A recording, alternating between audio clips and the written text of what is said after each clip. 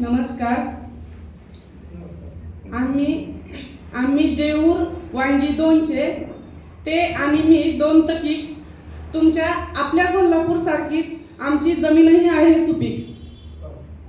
आम्ही येथे शिकायला आलो आहे भाषण कला शिकून शिक्षक व्हायचंय मला. भाषण कला शिकण्याच्या निमित्ताने आम्ही दोघं झालो पुन्हा एकदा वर्गमित्र. नक्कीच आमच्या भविष्याचं बदललेले असेल चित्र. नक्कीच आमच्या भविष्याचे बदललेले असेल चित्र.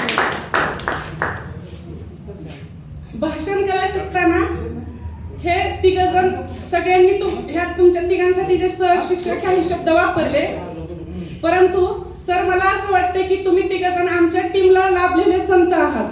आणि संत नुसतेच का म्हणायचंय तर तुमच्याकडून भाषण कला नुसतं आम्ही शिकतच नाहीये तर त्याचं आचरण कसं करायचं तुम्ही आमच्यात केलेला बदल आहे, त्यामुळे मी तुम्हाला आज संत म्हणते. ठीक आहे. असो, माझा विषय आज आहे की व्यावसायिक शिक्षण ही एक काळाची गरज आहे. व्यावसायिक शिक्षण काळाची गरज आहे, परंतु आता शिक्षणाचं तर फक्त बाजारीकरण झालंय असं मला वाटतं. शिक्षणाचं बाजारीकरण झालंय, व्यावसायिक शिक्षण देणं हे काळाची गरजच आहे.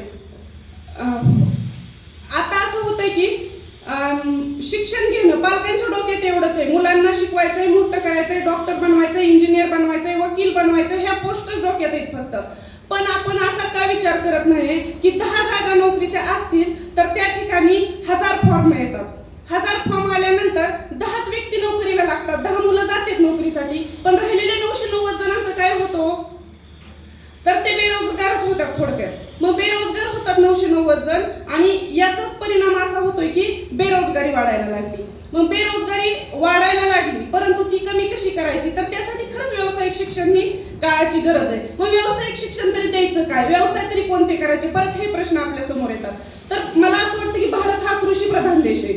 भारत हा कृषी प्रधान देश असल्यामुळे आपल्या शेतीला जास्त प्राधान्य असलं पाहिजे आणि शेतीला प्राधान्य देण्यासाठी सगळ्यात महत्त्वाचं शेतीविषयीच व्यावसायिक शिक्षण शाळेतून दिलं गेलं पाहिजे. 8वी पासून मुलांना मराठी आणि इतिहास सारखे विषय कमी गुणांसाठी ठेवून त्यांना व्यावसायिक शिक्षण द्यायला पाहिजे ना.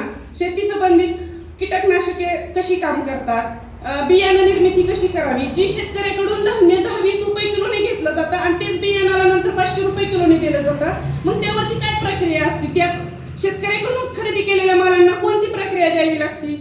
तर हे शाळेतून जर मुलांना शिकवलं गेलं, बियाणं, कीटकनाशक, थोडी इलेक्ट्रिक घोटाळे कसे काढायचे हे जर मुलांना प्रॅक्टिकली शिकवलं तर मुलांकडे शेतीकडे बघण्याचा दृष्टिकोन त्यांचा बदलेल. नक्कीच त्यांना त्या शेती क्षेत्राविषयी आवड वाटेल आणि मुलं कमी खर्चात भरघोस उत्पादन काढतील आणि शेती हे क्षेत्रात व्यावसायिक प्रगती शिक्षणाच्या बाजूने झाली तर त्यांचा शेतीकडे बघण्याचा दृष्टिकोन बदलेल आणि बेरोजगारी खरंच कमी होईल. त्यानंतर आपला दुसरा प्रश्न असा आहे पालकांचा मुलांकडे बघण्याच्या दृष्टीने की कौशल्याधिष्ठित शिक्षण. मुलांकडे खरंच जे कौशल्य आहे त्याच्यावर आपण पालक म्हणून त्यांना शिक्षण अजिबात देत नाही. एकदा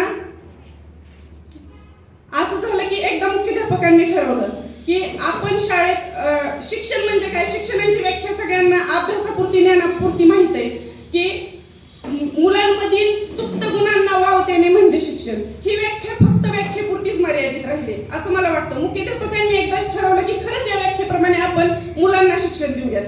त्यांनी शाळेतल्या शिक्षकांची सभा बोलवली, मीटिंग बोलवली, शिक्षकांना एकत्र केलं आणि शिक्षकांना सांगितलं की आपण विद्यार्थ्यांमधील जे सुप्त गुण आहेत ना त्या गुणांना वाव देऊन बघूयात, त्याच क्षेत्रात मुलांना पुढे पाठवूयात. आपली मुलं खेळायला गेली तर राष्ट्र पातळीपर्यंत, ऑलिम्पिक पर्यंत जातील, नाव गाजवतील पालकांचं, शाळेचं. मग आपण काय अडचण आहे त्यांना हे शिक्षण द्यायला. शिक्षकांनाही मुख्याध्यापकांचं म्हणणं पटलं. ठीक आहे म्हटली, आपल्या वर्गातून विद्यार्थी निवडले. पहिली 5वी पासून 10वी पर्यंत माध्यमिक शाळेतील विद्यार्थी निवडताना मग 5वीच्या मॅडम म्हणल्या, अहो सर माझ्या वर्गातील अमुक विद्यार्थिनी इतकी छान अगदी कोकिळासारखी गाते. 6वीच्या वर्गातली एक मॅडम सांगू लागली, अहो सर माझ्या वर्गातील एक विद्यार्थिनी अगदी मोरासारखी नाचते. कोण म्हणाला, सर माझ्या वर्गातला हा 8वीचा गणेश आहे तो माशासारखा पोहतो. छान एकदम त्यांच्यातले गुण बाहेर काढून शिक्षकांनी मुलं निवडली. काही विद्यार्थी असे होते शिक्षकांचे की एका मुलाला सर्वच विषयात 100 पैकी 99 गुण मिळत होते, पण गणित विषय म्हटलं की त्याला तो पास होता येत नव्हता, म्हणजे फक्त गणित त्याच्या डोक्यात जात होता.